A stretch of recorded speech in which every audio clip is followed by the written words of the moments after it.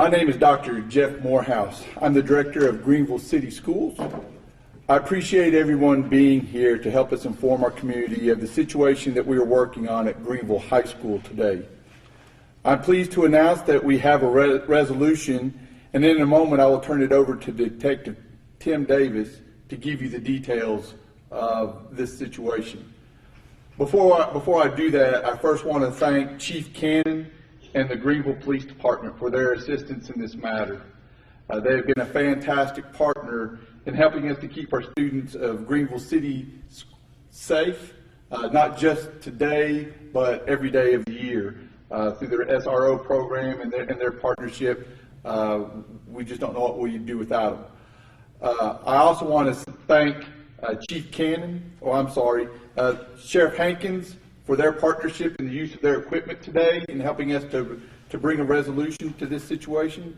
I want to thank the administration and staff of Greeneville High School who did an outstanding job in carrying out our plan this morning and aiding the detectives in solving this issue. And lastly, I want to thank our students at Greeneville High School. It has been my philosophy for many years that schools will be as safe as students want them to be. By that I mean that if school safety is just the responsibility of the adults in the building, it will never be 100%. It's students that make it 100%.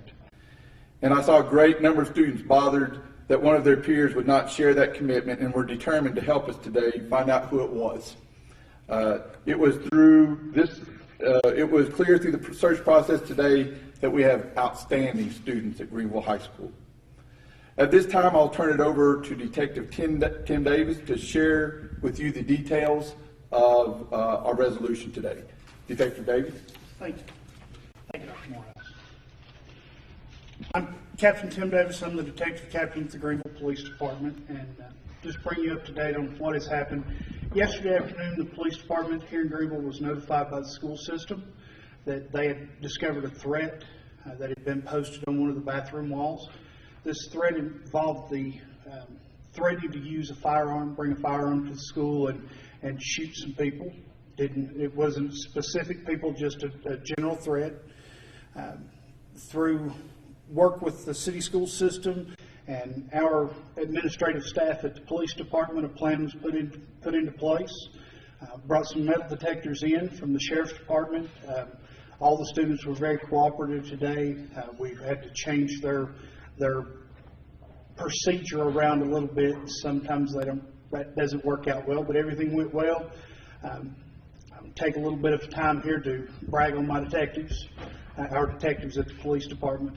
Once we got the school started, got all the students inside, made sure that they were safe and sound. Through work with our detectives working with the school administration from the school, we're able to identify a subject, a suspect in this matter. That person has been charged. It's a 15-year-old male student from the high school. He has been charged into Greene County Juvenile Court with terroristic threats. That is in the state of Tennessee. He will be tried. All those charges will be handled through juvenile court in Greene County. If there's any questions, be glad to take them. Could you walk us through how found and then recorded the initial stage? Who saw it and who recorded it? I can't tell you. We're talking about juveniles. What I can tell you is a student found it, brought it to the attention of the staff at Greeneville High School, who immediately made notification to the central office administrative staff, who immediately contacted us at the police department, our chief of police and administrative staff. And from there forward, they worked as a team to bring together a resolution.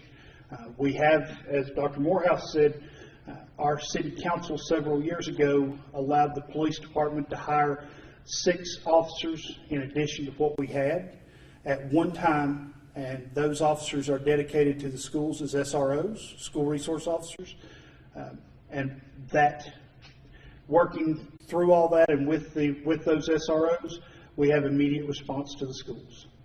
And do you know if the student had any sort of disciplinary past? I do not. Even if I did, I couldn't comment on it because of his juvenile status. And was there ever any sort of credible threat at any time? Was anyone ever in any danger? No, there was nothing found today. There was nothing found on this particular student or any other student today. With the every student was run through a metal detector. We have metal detecting wands that were used, and all backpacks were searched by the school personnel. Was his home or parents' home searched? Were any weapons found? No. And will school resume as normal tomorrow? School will be. Well, let me jump in, and I want to say that not only were there no weapons found, there was no contraband found. I mean, when I talk about it reflects well on our students that, again, we searched every bag and backpack today, and not only were there no weapons found, but there wasn't even contraband of any sort found. So we were very encouraged by the fact that our students compliant. We do intend on going back to a regular schedule tomorrow. We will, through partnership, we'll continue to have just to provide some assurances to our community. Not that we assess any threat because we feel like that it's been resolved, but we'll still have an increased police presence over the next several days at the school. But we'll be going back to a regular schedule. With that, we were on pretty much on a regular schedule today. It only affected our schedule by about 20 minutes. And again, that's through the hard work of everyone there at the school, in all hands on deck to really make this happen with only impacting our schedule by about 20 minutes today. So we'll be back on a regular schedule.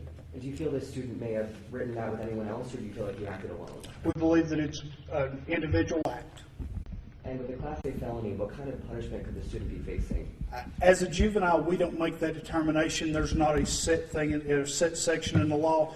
The judge will make that because it's different for juveniles than adults. If it was an adult, a Class A felony is as high as it goes. That is the biggest charge you can get. So that some Class A's are punishable up to life. 20 years to 25 years to life is the normal sentencing range for adults in that. But again, we're dealing with juveniles, a juvenile.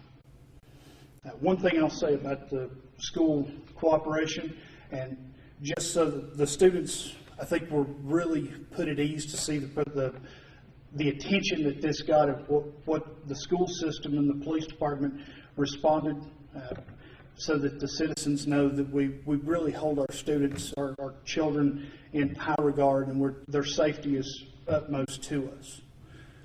The extra presence that they'll see around the school, Dr. Morehouse will tell you, not only do we have a school resource officer at every school, our patrol officers, it's not unheard of for us to pull up, get up, and go into the school and are seen talking to the other SROs or teachers. My detectives or our detectives do the same thing, and we're there. Is it felt that this student was serious, obviously initially it's regarded as a credible threat, but is this something he intended to carry out from now? I can't tell you what goes on in anybody's head.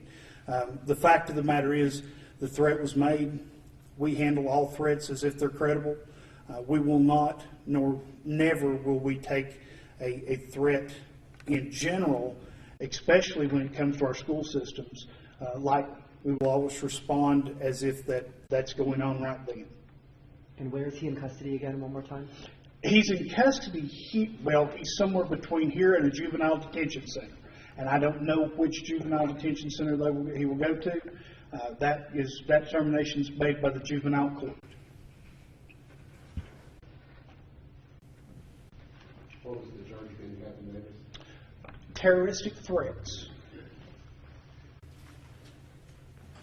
Is he a freshman, sophomore, He's 15. He's a freshman. freshman? And students were instrumental in helping the investigation.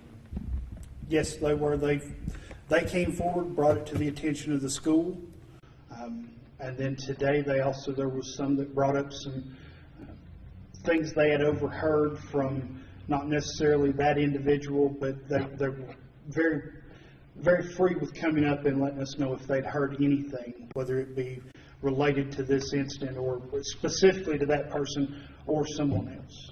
Do you know if this student had any sort of similar threats on social media or anything along those lines? I have no idea at this point. We have, as far as background investigation, we're way early for that. Was find who did it, get them charged, get them in custody to where we can put our citizens and our students at ease. And again, we thank you for being here to help assist us in communicating that to our community, and we appreciate the support that our community has given us in dealing with this. Thank you. Thank you, Dr. Morehouse. Thank you.